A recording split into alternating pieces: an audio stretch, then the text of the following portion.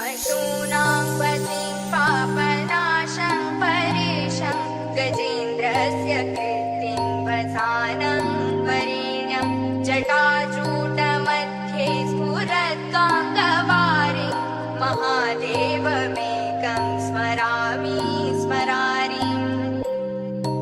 हमें कोई परम पद नहीं चाहिए, हमारे अंदर कोई ऐसी आकांक्षा नहीं कि हम शिव को छोड़कर कोई और परम पद पाएं। शिवाकांत